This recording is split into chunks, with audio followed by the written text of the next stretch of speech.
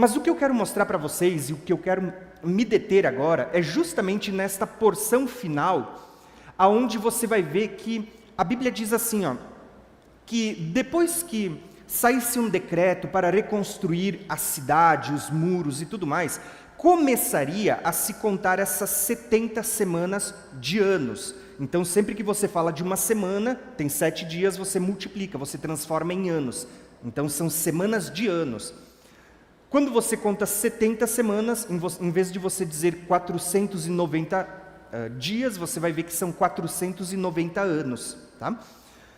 Então, é profetizado que desde que saísse o decreto para reconstruir, começaria a contagem dessas 70 semanas.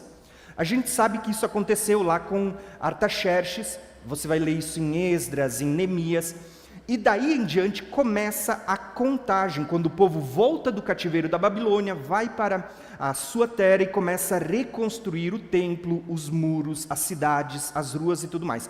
Começa a contagem.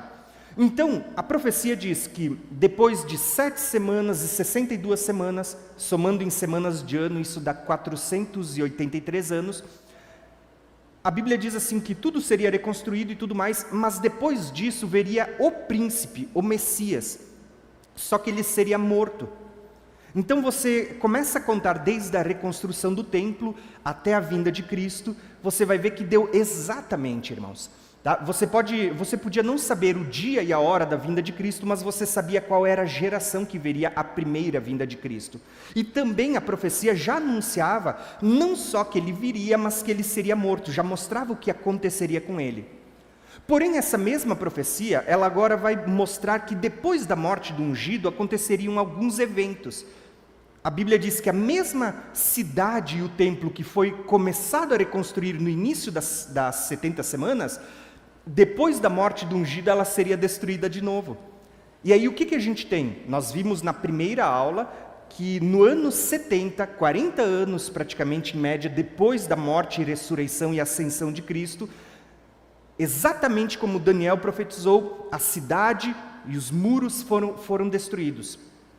Só que o texto diz para nós assim, que haveriam guerras e desolações que estavam determinados até o tempo do fim. Então parece que Daniel ele vai falar de coisas que sempre estariam presentes na história da humanidade até o tempo do fim. E por fim ele vai dizer assim, que o príncipe ou o governante do povo que destruiu Jerusalém no ano 70, o governante, o príncipe daquele povo, que vem daquele povo que destruiu Jerusalém no ano 70, esse governante é que vai fazer uma aliança que marca o início da última semana de Daniel. Vocês entendem?